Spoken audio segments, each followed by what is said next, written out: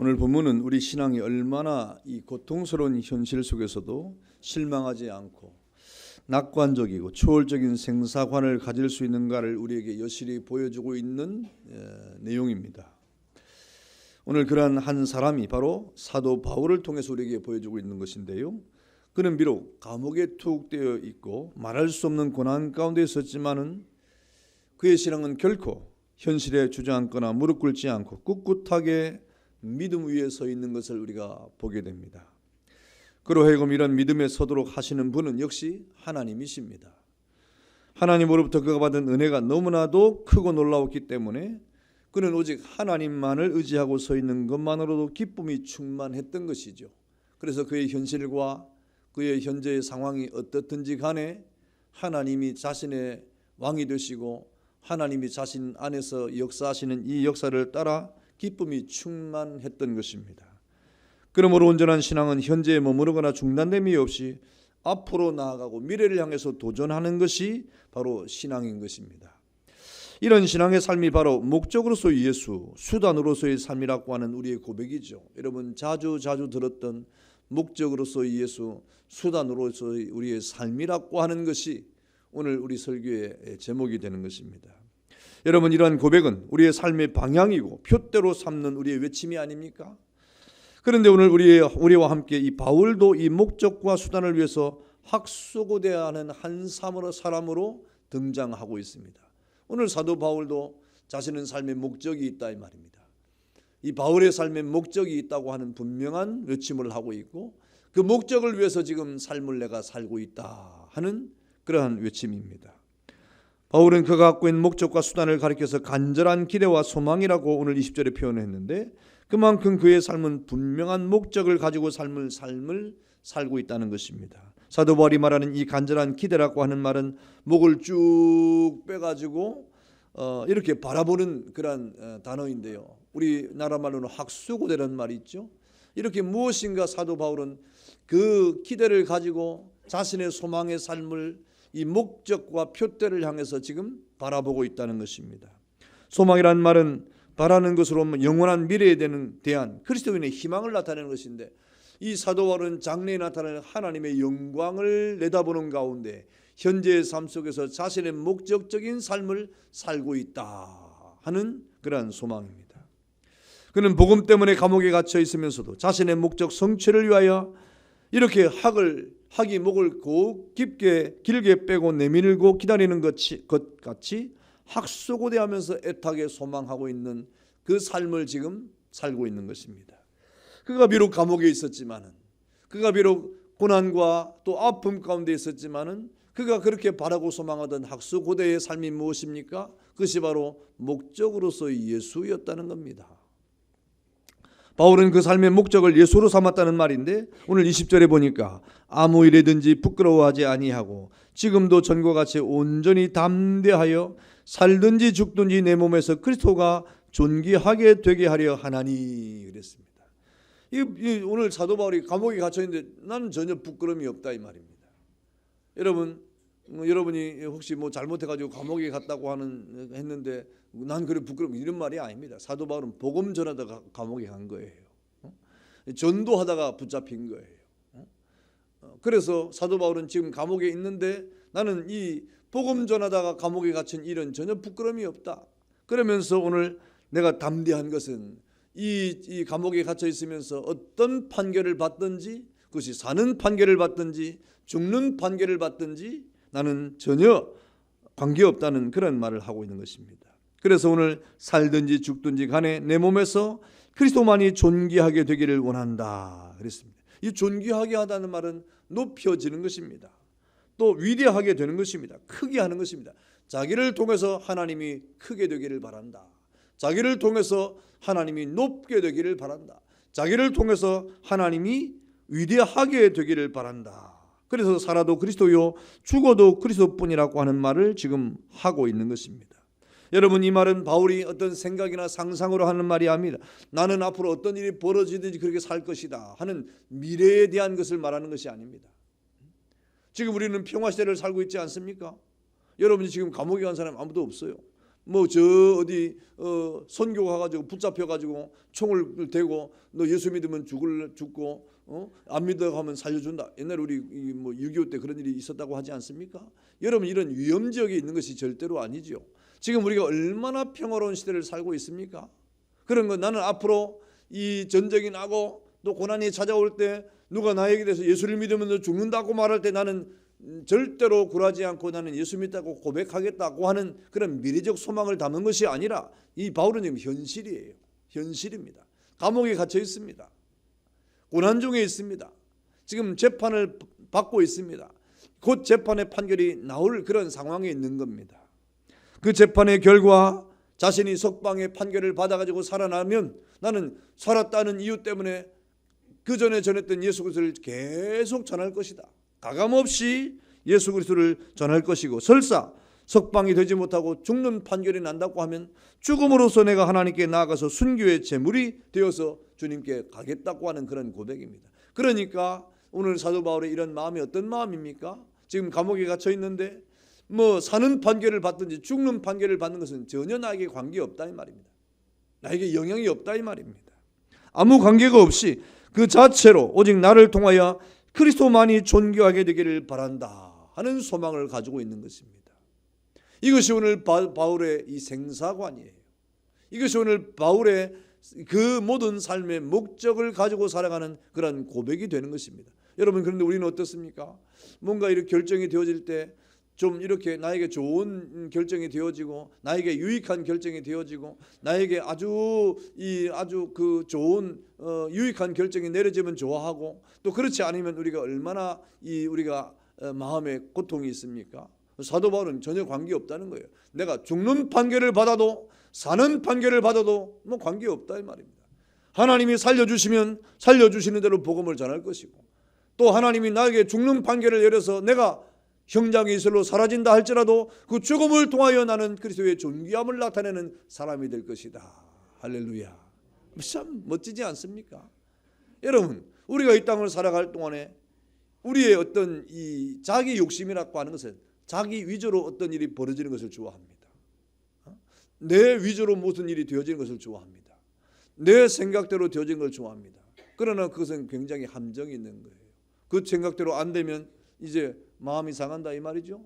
자기 생각대로 안 되면 시험이 찾아온다 이 말이죠. 자기 생각대로 안 되면 기분 나쁘다 이 말이죠. 그래가지고는 주의를 할 수가 없어요. 살든지 죽든지, 사는 판결을 받든지 죽는 판결을 받든지, 그 일들을 통하여 그리스도가 존귀하게 되는 것을 나는 바라고 있다. 참 멋있는, 그러니까 사도 바울은 요동치 아니하는 믿음을 가지고 있는 것입니다. 여러분, 그래서 빌립보서 1장 21절에 내게 사는 것은 그리스도다, 그런 위대한 고백을 했어요. 여러분, 이 말은 자기 삶의 주체가 그리스도 자신이라는 말입니다. 이 말의 정확한 표현이 바로 갈라디아서 2장 20절에 나와 있죠. 내가 그리스도와 함께 십자가에 못 박혔나니 그런즉 이제는 내가 사는 것이 아니요 오직 내 안에 그리스도께서 사신 것이라. 이제 내가 육체 가운데 사는 것은 나를 사랑하사 나를 위하여 자기 자신을 버리신 하나님의 아들을 믿는 믿음 안에서 사는 것이라. 여러분, 사도 바울은 내 안에 예수님이 살아계신다 이 말입니다. 그래, 내가 사는 것은 내가 사는 것이 아니라 예수님이 사시는 것이다. 이 말이 이해가 됩니까? 이해가 돼야 오늘 이 설교가 들리는 거예요. 이 말이 이해가 안 되면 오늘 설교가 잘 안 들릴 겁니다. 사도 바울은 나는 내가 사는 것이 아니라 예수님이 사신다 이 말입니다. 내가 죽는 것은 곧 그리스도의 영광을 위해서 죽는 것이고, 내가 사는 것이 곧 그리스도의 영광을 위해서 사는 것이다. 그렇게 사도 바울이 자신의 삶 자체를 그리스도에 지금 결부시키고 있지 않습니까? 로마서 8장 1절은 그리스도 예수 안에 있는 자 그랬습니다. 바울이 빌립보서 1장 23절은 뭐라고 고백합니까? 내가 그 둘 사이에 끼어 있으니 차라리 세상을 떠나서 그리스도와 함께 있는 것이 훨씬 더 좋은 일이라 그랬습니다. 사실상 사도 바울은 지금 로마 감옥에 갇혀 있으면서 사실 더 소망하는 것이 무엇이면 딱 죽어가지고 하나님 나라 가는 게 사도 바울의 소망이에요. 사실은 이 세상에, 이 고난의 세상에 사는 것보다 하나님 나라 가는 것이 훨씬 좋다 이 말입니다. 그래서 그의 현실은 이 세상의 감옥과 저 세상의 천국으로 가는 죽음 사이에 끼어 있는 자신이지만은 개인적인 욕망으로는 하나님의 나라에 가는 것이 좋다. 이 장막을 풀고 이 장막을 육신의 장막입니다. 육신의 장막을 걷어치우고 그리스도와 함께 머무는 것이 더욱 좋다고 역설을 하고 있습니다. 그러나 오늘 사도 바울이 뭐라고 있는 것입니까? 내가 육신으로 있는 것이 너에게 더 좋은 것을 내가 알고 있다. 왜? 사도 바울을 통하여 복음이 증거되니까. 이런 말을 통해서 사도 바울은 살아있어도 그리스도, 죽어도 그리스도, 내가 사는 것이 그리스도라고 역설을 하고 있는 것입니다. 이러한 생의 토론은 자기 자신의 존재의 원인과 자기 존재의 목적과 자기 존재의 의미와 가치를 여지없이 고백하는 지금 사도 바울의 신앙을 나타내고 있는 거예요. 그는 이 세상을 살아갈 동안에 불신자들처럼 자기를 위한 삶의 목적이 자기를 위한 것이 이기죠. 그래서 자기를 위해서 사는 사람이 이기주의라고 말하는 것입니다. 또 조금 더 나아가서 자기 가족을 위해서 살아가는 사람이 있어요. 자기 가족을 위해서 살아가는 사람을 뭐라고 합니까? 이가적인 사람이죠. 자기 가족을 이익을 위해서 살아가는 사람이죠. 좀 더 나가면 우리가 더 나가서 나라를 위한 사람이 있습니다. 애족하는 사람입니다. 아니면 어떤 이상과 이데올로기를 위해서 목적을 추구하는 이 세상의 사람들이 있지 않습니까? 그런 사람도 어떤 의미에서는 참 대단한 사람입니다. 그러나 오직 그 삶 자체가 오늘 사도 바울은 뭐라고 말합니까? 그리스도 자체라 이 말. 나는 예수를 위해 살아간다 이 말입니다. 나는 예수를 위해서 살아가는 사람이다. 여러분 SFC가 뭐예요? SFC가 영어로? 그게 뭐예요? 예수를 위한 학생이라. 멋지지 않습니까? 여러분 SFC라는 말이 그렇게 멋있는 거예요. 우리 지난 주간에 SFC 모여가지고 SFC라고 다 하는데 그렇게 살아야 됩니다. 교회에서만 그러면 안 되고 세상에 나가서도 학교에 가서도 SFC로 살아가야 됩니다. 오늘 사도 바울은 그 삶 자체가 그리스도라고 주장하고 있지 않습니까? 예수 그리스도가 자기 인생의 새 시작이었다. 언제 그랬습니까? 다메섹 도상에서 주님을 만나고 그 영광의 빛에 거하시는 주님을 만난 다음에 사도 바울이 자기 인생의 새로운 시작을 했습니다. 그리고 예수 그리스도가 자기 인생의 진행을 하게 했다. 계속해서 나아가게 했다. 그래서 사명의 길을 걸어갔습니다. 그리고 마침내 자기 인생의 마지막도 예수 그리스도 안에 있다. 내세의 소망을 가지고 살아가는 것입니다.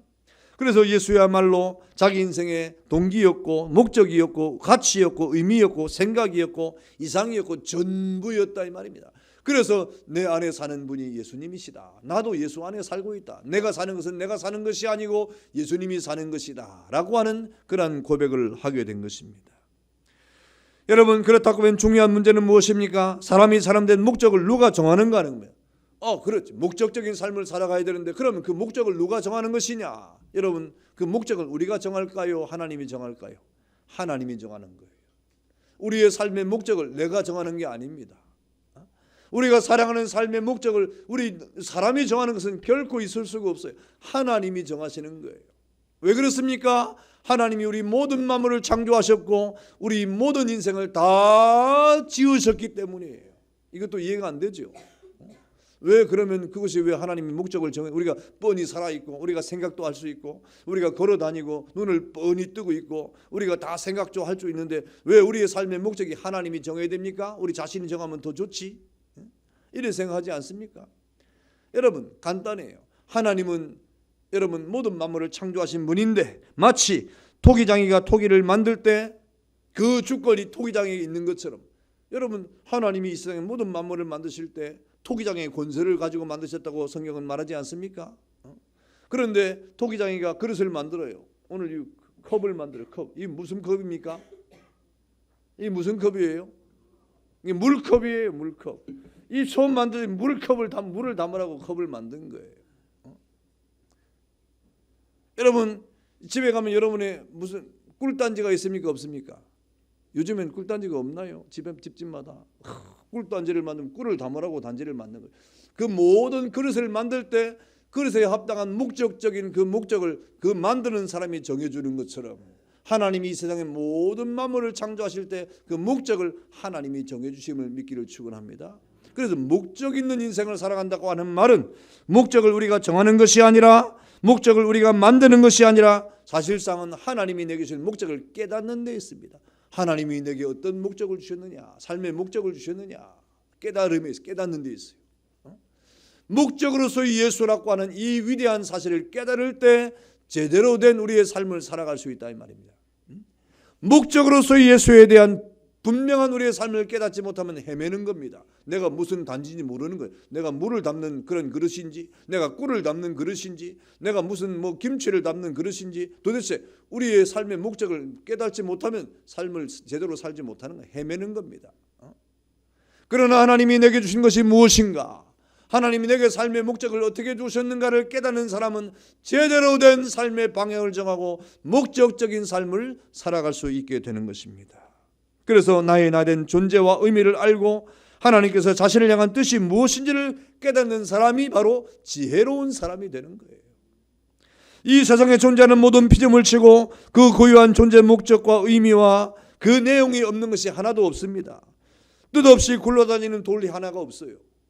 여러분, 발길에 채이는 돌이 하나 그 목적이 없는 돌이 없습니다.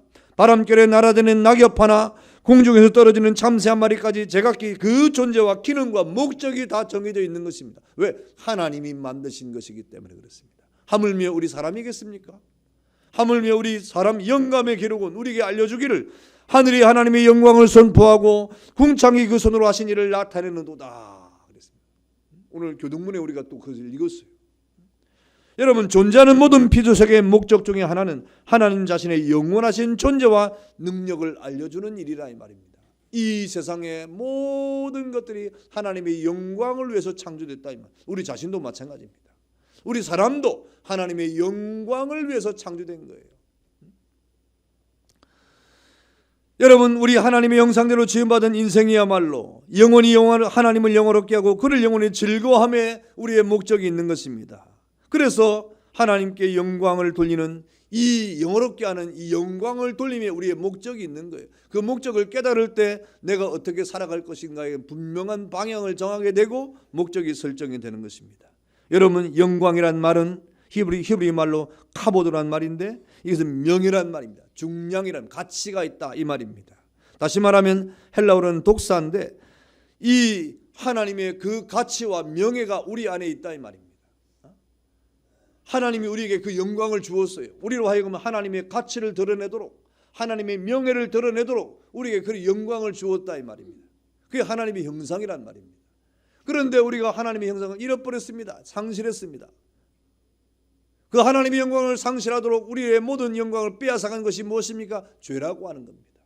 죄로 말미암아 우리가 하나님의 영광, 명예를 드높일 수 있는 그러한 목적을 우리가 상실해버렸다 이 말입니다. 그래서 우리는 그 하나님의 명예가 뭔지, 하나님의 삶의 목적이 뭔지 그것을 잃어버렸습니다.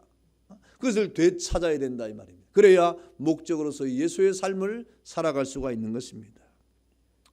여러분, 그래서 하나님께서는 이 목적을 상실한 이 땅의 모든 죄인들에게 그 목적을 다시금 부여해주고 그 영광을 다시금 찾을 수 있도록 우리에게 한 가지 하나님이 은혜를 주었는데 그것이 무엇입니까? 그것이 바로 하나님 당신의 영광을 우리에게 나타내시고 보내신 예수 그리스도를 통한 회복입니다. 예수 그리스도를 통한 회복이 없이는 하나님의 영광을 알 수가 없는 거예요. 예수 그리스도를 통한 회복이 없이는 하나님의 명예가 뭔지를 알 수가 없는 거예요. 그래서 예수를 믿으라는 말이 나오는 겁니다. 예수를 믿지 아니하면 예수 안에 있는 하나님의 영광과 그 은혜와 그 명예를 우리는 되찾을 수가 없는 것입니다.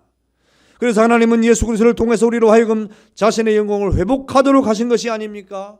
그래서 요한복음 1장 14절에 보니까 이 사실을 가리켜서 말씀이 육신이 되어 우리 가운데 거하심에 우리가 그 영광을 보니 아버지의 독생자의 영광이요 은혜가 진리가 충만했다. 예수님이 아버지의 독생자의 영광이라.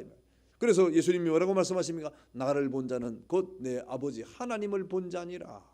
예수 안에 그 영광이 있다 이 말입니다. 예수 안에 하나님의 영광이 있다 이 말. 그러니 우리가 예수를 믿는다 하면 사도 바울이 내 안에 예수님이 계시고 내가 예수 안에 있다는 말은 그 영광을 회복했다는 말이에요. 그러니까 하나님의 목적을 깨달았다. 내가 어떻게 살아야 되겠구나.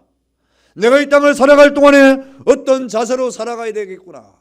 내 삶의 목적이 바로 이것이구나 하는 자신의 삶의 방향과 그 목적을 이 사도 바울은 제대로 깨달을 수 있었던 것은 예수님의 영광을 통해서 하나님의 영광을 깨달았기 때문에 그런 것입니다. 이것을 제대로 깨달아야 우리의 삶의 목적의 방향이 제대로 되는 거예요. 하나님의 영광을 깨닫지 못하면, 우리가 예수 그리스도를 통하여 하나님의 그 영광의 회복을 하지 못하면 우리의 삶의 목적이 희미해지는 겁니다. 방향이 이렇게 온전하지 못하게 되는 것입니다. 여러분, 하나님의 사람의 형상, 이것이 하나님 앞에서 우리가 잃어버린 것이었지만 그 아들 예수 그리스도를 통하여 우리에게 이것을 회복시켜 주었기 때문에 삶의 목적이 분명해지는 것입니다. 그래서 이 삶의 인생의 목적이라고 하는 것은 내가 만드는 것이, 내가 이런 목적을 가지고 살아가야지 우리가 만드는 것이 아닙니다. 내 것을 조성하는 것이 아닙니다. 내 것을 우리가 계획하는 것이 아닙니다. 이 인생의 목적을 우리가 계획하는 하는 것이 아니라 하나님이 내게 주신 그 목적을 깨닫는 데 있습니다. 아, 하나님이 나로 하여금 이렇게 살게 하시는구나. 나로 하여금 이 길을 가게 하시는구나. 그런 깨닫는 사람들이 고백하고 서원하고 다짐함으로 그 길을 걸어가는 것입니다. 그래서 목사로 서원하고, 선교로 서원하고, 교사로 서원하고, 장로로 서원하고, 세움을 받아가지고 하나님의 영광을 위해서 우리가 이 땅을 살아가게 되는 거예요. 하나님이 내게 그 길을 주었다 이 말입니다. 하나님 내게 그 길을 가게 하시고, 여러분 그 길을 가게 하시고 그 목적을 따라 살게 하시는 것이 꼭 목사에게만 있는 게 아닙니다. 선교사에게만 그런 일이 있는 것이 아닙니다. 우리 모든 성도들에게 다 동일하게 하나님의 목적적인 우리의 삶이 있음을 믿기를 축원합니다. 그 목적을 깨달아야 돼요. 하나님이 나로 하여금 가게 하신 그 길이 무엇인지, 하나님이 나로 하여금 가게 하신 그 내용이 무엇인지를 깨닫는 자가 분명한 삶의 목적을 가지고 가는 것입니다. 그래서 고린도서 10장 31절에 보니까 그런즉 너희가 먹든지 마시든지 무엇을 하든지 하나님의 영광을 위해서 하라 그랬습니다. 전도서 12장 13절에는 이래 결국을 다 들었으니 하나님을 경외하고 그 명령대로 지킬지어다. 이것이 모든 사람의 본분 전분이라 그랬습니다. 여러분, 그래서 오늘 사도 바울의 인생의 목적이 무엇인가를 깊이 깨닫는 가운데 그 목적이 바로 예수의 안에 있구나. 그래서 목적으로서 예수, 사는 것도 예수, 죽는 것도 예수, 그렇게 하는 거예요. 이것이 바로 그리스도 안에 있는 모든 신자들이 꼭 같은 목적을 갖는 것입니다. 이 목적이 다른 것이 하나도 없어요. 여러분이 어떤 길을 걸어가든지, 목사로 살든지 선교사로 살든지 장로로 살든지 집사로 살든지 관계없습니다. 교사를 하든지 찬양대를 하든지 관계없이 우리 삶에 동일한 목적이 있다고 하면 그것은 바로 예수 한 분밖에 없다 이 말입니다. 여러분이 어떤 삶을 살든지 간에 여러분의 삶을 통하여 오직 예수 그리스도를 존귀하게 하는 우리의 목적의 삶을 살아가는데 하나님께서 우리에게 은혜를 주고 있다 하는 것을 깨닫기를 축원합니다. 여러분, 그래서 이 세상에 우리가 이 중생받지 못한 사람과 다른 것이 무엇입니까? 우리의 삶의 목적이 다 다르기 때문에 그런 것입니다. 그러면 우리의 목적 앞에 우리의 삶은 무엇입니까? 수단이라고 하는 것입니다. 수단으로서의 우리의 삶입니다. 여러분, 이 수단이라고 하는 것은 목적을 성취하기 위해서 하는 방법 아닙니까? 그래서 우리 20절에 보니까 다시 말하기를 나의 간절한 기대와 소망을 따라 아무 일에든지 부끄러워하지 아니하고 지금도 전과 같이 온전히 담대하여 살든지 죽든지 내 몸에서 그리스도가 존귀하게 되게 하려 하나니 그랬습니다. 이 본문에 보니까 오늘 사도 바울의 생명관, 생사관, 그런 목적관, 그런 모든 수단관, 이게 모든 것이 다 있어요. 20절에 보니까 이 사도 바울이 이 삶을 살아가는데 그의 생사관이, 그의 삶의 이 모든 이 생명관이, 그리고 모든 목적관이, 수단관이 다 있습니다. 내 몸에서라고 하는 것은 자기의 삶 전체를 말하는 것입니다. 그리스도를 높이고 자기의 삶을 통하여 예수님을 높이고 싶다 이 말입니다. 자기의 삶을 통하여 예수 그리스도를 위대하게 하고 싶다 이 말입니다. 내가 죽음을 통해서 예수님이 위대하게 진다고 하면 내가 죽겠다는 거예요. 내가 살아서 예수님이 위대해진다고 하면 내가 살겠다는 겁니다. 그래서 자기의 살고 죽음이 자기의 유익에 있는 것이 아니라 오직 예수님을 높이기 위한, 예수 그리스도를 위대하게 하기 위한 거기에 우리의 목적이 있었고 그 모든 것은 내 삶은 산들지 죽든지 그 수단에 불과하다라고 말하고 있는 것입니다. 그래서 27절에 보니까 오직 너희는 그리스도의 복음에 합당하게 생활해라. 우리의 삶의 방향이 분명하다고 하면 우리의 삶의 내용은 하나님의 영광을 위해서 합당하게, 그리스도의 복음에 합당하게 생활하는 것이다. 로마서 14장 5절에는 우리의 시간도, 6절에는 먹고 마심도 다 주를 위함이라고 했습니다. 로마서 10장 7절과 8절에 보니까 우리 중에 누구든지 자기를 위해 사는 자가 없고 자기를 위하여 죽는 자도 없도다. 우리가 살아도 주를 위하여 살고 죽어도 주를 위하여 죽나니 그러므로 사나 죽으나 우리가 다 주의 것이로다 그랬습니다. 그는 분명히 그리스도의 삶은 주를 기쁘시게 하기 위한 수단으로 존재한다고 했습니다. 예수 믿는 자의 삶, 우리 여러분, 저와 여러분의 삶은 우리 예수 그리스도를 기쁘시게 하기 위한 우리의 삶의 수단이라고 말을 하고 있는 겁니다. 이 세상에서 하나님의 자녀들은 우리의 삶의 목적으로서 예수를 기쁘시게 하기 위해서 존재한다고 하는 분명한 뜻입니다. 여러분, 예수를 기쁘시게 하는 것이 무엇입니까? 그럼 어떻게 우리가 예수를 기쁘시게 할 것인가? 우리가 어떻게 예수를 기쁘시게 할 것인가? 그러면 여러분, 예수님이 원하는 일을 하는 거예요. 우리 자녀들이 엄마를 아빠를 어떻게 기쁘게 할까? 그런 생각을 하긴 합니까? 엄마 아빠를 어떻게 기쁘게 할까? 우리 부모들은 우리 자식들이 얼마나 기쁘게 살아갈까? 이런 생각도 하긴 합니다만, 우리 자녀들이 부모를 어떻게 기쁘게 할까 하면 뭐예요? 엄마 아빠가 좋아하는 일을 하면 되지. 근데 엄마 아빠가 좋아하는 일을 보면 대부분 제가 볼 때 별로 자녀에게 도움이 안 되는 것을 자꾸 요구하는 게 있어요. 공부만 열심히 해라. 공부 열심히 해야 됩니다. 아이들에게 다른 게 있겠습니까? 학생 때는 공부를 열심히 해야죠. 직장에 다니면 돈을 열심히 벌고. 여러분, 하나님을 기쁘시게 하는 일이 뭐예요? 하나님이 좋아하는 일을 해야 됩니다. 여러분, 그것이 바로 하나님의 뜻을 이루는 것인데 그 뜻이 어디에 있습니까? 성경에 다 기록되어 있어요. 그 뜻을 누가 전해주었습니까? 예수님이 다 전해주었어요. 예수님이 땅에 오셔서 하나님의 뜻이 무엇인지 알지 못하니까 하나님이 좋아하시는 일이 무엇인지를 다 알려줬습니다. 그것이 무엇입니까? 바로 우리 주님이 분명히 밝히를 하나님이 구원하기로 작정된 자들을 하나도 잃어버리지 아니하고 마지막 날에 다시 살리는 것이다. 요한복음 6장 31절에 보니까 이 세상에 하나님이 자기 백성이 있는데 그 하나님의 자기 백성은 잃어버리지 않는 것이고 그 마지막 날에 그들을 다 구원해서 살려내는 것이 하나님의 일이다. 하나님이 좋아하시는 일이다 이 말입니다. 믿기를 축원합니다. 여러분, 그렇지 않겠습니까? 여러분의 자녀들이 멀리 어디 가 있는데 그 자녀들이 건강하고 잘 사는 게 좋은 거 아닙니까? 하나님의 뜻은 이 세상에 존재하는 자기 백성들을 하나도 잃어버리지 않는 거예요. 이 세상에 있는 자기 백성들이 다 구원을 받는 겁니다. 이 세상에 있는 자기 백성들이 하나도 생명을 잃지 않고 다 생명 가운데 영생을 얻는 것이 하나님의 그 일이라 이 말입니다. 그래서 이 일을 위해서 누가 오신 것입니까? 예수님이 이 일을 위해서 오신 거예요. 이 일을 위해서 예수님이 이 땅에 오시고 사시고 죽으신 것입니다. 그리고 예수님께서 마지막 그 하늘나라에 올라가시며 우리에게 부탁하지 않습니까? 너희에게 가라 이 말입니다. 이 일을 위해서 가라 이 말입니다. 이 일을 위해서 행동하라 이 말입니다. 이 일을 위해서 움직이라 이 말입니다. 가만히 있지 말고 하나님이 좋아하시는 일, 이 일을 위해서 내가 이 땅에 온 것처럼, 내가 이 땅에 그렇게 살아갔던 것처럼, 내가 그 일을 위해서 십자가에 죽었던 것처럼 너희도 이 세상에서 그 일을 위해서 가라 이 말입니다. 그 일을 위해서 살아라 이 말입니다. 그 일을 위해서 희생하라 이 말입니다. 이것이 하나님이 좋아하시는 일이에요. 그리고 온 천하 만민에게 복음을 전파하라고 했습니다. 그래서 모든 족속으로 제자를 삼아 아버지와 아들과 성령의 이름으로 세례를 베풀어라. 그리고 이 천국 복음이 모든 민족에게 전파되게 하라 이 말입니다. 그리고 택자 구원의 소회가 완성되는 그 세상 끝이 오는 그날까지, 주님이 오시는 재림의 그날까지 이 일을 쉬지 말아라. 이것이 하나님의 뜻이에요. 할렐루야. 여러분, 우리는 그 일을 위해서 교회가 존재하는 것입니다. 여러분의 삶의 수단이 그 일을 위해서 살아가야 되는 것입니다.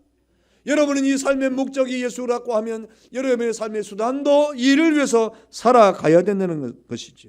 여러분, 이 세상은 끝이 있습니다. 성경은 이 세상이 마지막이 있다고 말씀하고 있습니다. 이 세상의 역사의 끝은 계시록 11장 3절과 13절에 보니까 1260일이다. 여러분, 이것은 그냥 하루 이틀 세서 1260일이 아니고 이건 상징적인 숫자입니다. 그것을 42대라고 말했습니다. 한때와 두때와 반때라고 말했고 사흘 반으로 표시됐습니다. 이 기간은 바로 교회가 복음을 전하는 시기예요. 딱 정해진 시기.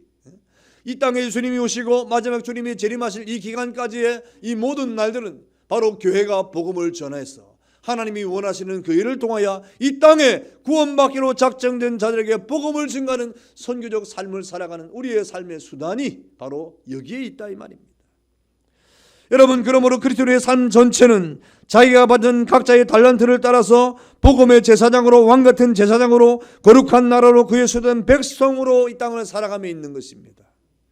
결국 이 세상의 광장은 바로 예수 믿는 사람들이 받은 복음의 밭이요 선교의 활동이라 이 말입니다. 그래서 우리는 이 땅을 살아갈 동안에 여러분이 이 세상의 모든 삶을 통하여 목적으로서 예수를 위해서 선교적 삶을 수단으로 살아가는 거룩한 삶을 살아가라고 우리에게 말씀하고 있는 거예요. 땅 끝까지 이르러 그리스도의 증인이 되라고 하는 이 거룩한 사명을 우리가 받았다 이 말입니다. 사랑하는 성도 여러분, 목적으로서 예수, 수단으로서 우리의 삶이라고 하는 것은 사실상 우리 신앙과 행위의 진리를 표현한 말입니다. 우리에게 바른 목적이 없다는 말은 여러분 얼마나 우리의 삶의 가치나 의미가 없다는 말이 아닙니까? 사람에게 목적이 없다, 그는 삶의 가치가 없다는 말이에요. 의미가 없다는 말이에요. 그러한 삶에는 고상한 수단으로서의 삶이 전개될 수가 없습니다. 정말 무의미한 삶을 반복할 수밖에 없는 겁니다. 더욱이 우리는 목적과 수단을 혼돈하지 말아야 됩니다. 수단이 목적이 되고 내 삶이 목적이 되고 예수님은 수단이 돼가지고 내 삶은 목적이 되고 교회 생활은 수단이 되고 내 삶이 목적이 되고 신앙생활은 수단이 되는 이러한 삶은 거꾸로 되는 거예요. 거꾸로는 보일러만 있는 것이지 신앙의 삶은 거꾸로가 될 수가 없어요. 목적으로서의 예수, 수단으로서의 우리의 삶, 이것이 하나님의 우주 질서입니다. 이것이 구원의 질서입니다. 여러분, 우리의 모든 목적을 상실한 물건은 폐기 처분할 수밖에 없는 것 아닙니까? 우리의 삶을 살아가는 가운데 삶의 목적이 분명한 사람을 통하여 하나님이 역사하시는 겁니다. 삶의 목적이 분명한 사람을 통하여 하나님은 일하시는 분입니다. 삶의 목적이 분명한 사람을 통하여 하나님은 하나님의 은혜를 베푸시는 분입니다. 삶의 목적이 분명한 사람을 위해서 필연적으로 하나님은 그 사람을 붙잡고 역사를 하심을 깨닫기를 축원합니다. 여러분, 올 한 해 동안에 목적으로서 예수, 수단으로서의 우리의 삶, 목적으로서의 예수, 수단으로서의 우리의 선교적 삶을 통하여 하나님의 사람으로 주님이 여러분을 붙잡고 일하시는 거룩한 한 해가 되기를 주 이름으로 축원합니다. 다 같이 한번 기도하겠습니다.